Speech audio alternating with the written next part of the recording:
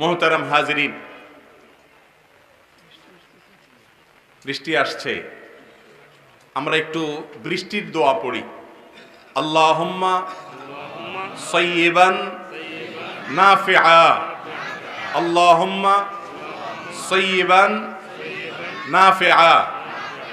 এ দোয়ার অর্থ হলো, আল্লাহ আপনি এমন বৃষ্টি দেন যে বৃষ্টিটা আমাদের উপকারে আসে।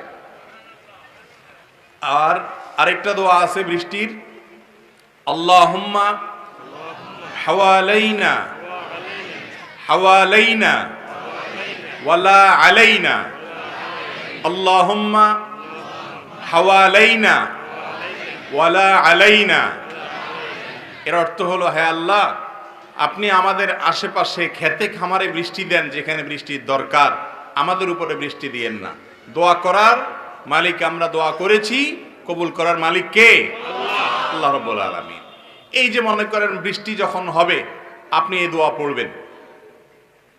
এই সুন্নাতটা নবী করিম সাল্লাল্লাহু আলাইহি সাল্লামের, এই সিস্টেম শিখাইছেন কে? আল্লাহ রাসূল সাল্লাল্লাহু আলাইহি সাল্লাম। হাদিসে নবী করিম সাল্লাল্লাহু আলাইহি সাল্লাম বৃষ্টি হলে এই দোয়া পড়তে বলেছে। এখন আপনি এই দোয়ার জায়গায় বৃষ্টি হলে যদি ধরেন কথার কথা আপনার এমন কিছু করেন যেগুলো কোরআন হাদিসে নাই, যেমন আপনি কথার কথা বৃষ্টি হয়েছে, এখন আপনি 3 বার উঠবস করলেন যে এটা করলে কি হবে, বৃষ্টি চলে যাবে। এটা একটা কুসংস্কার। এটা কাজটা যদি কেউ করে, এটার নাম কি হবে? কুসংস্কার। বৃষ্টি হলে আপনি যদি দোয়া পড়েন, তাহলে নবী করিম সাল্লাল্লাহু আলাইহি সাল্লাম যে দোয়া শিখিয়েছেন সেটা পড়বেন। আর যদি দোয়া না পড়তে জানেন, তাহলে আল্লাহর কাছে আপনার মতো আপনি দোয়া করেন, প্রার্থনা করেন, যেহেতু যে কোনো বিপদগ্রস্ত মানুষ দোয়া করতে পারে। কিন্তু আপনি এই জায়গাতে মন গড়া কোনো কিছু করলে সেটার নাম কি হবে? বেদাত হবে।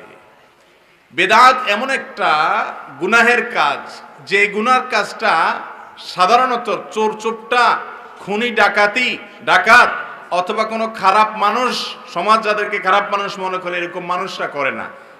দেখতে দিনদার, নামাজি কালামি মানুষ, এই মানুষগুলাই যে গুনাহটা করে সেটার নাম কি?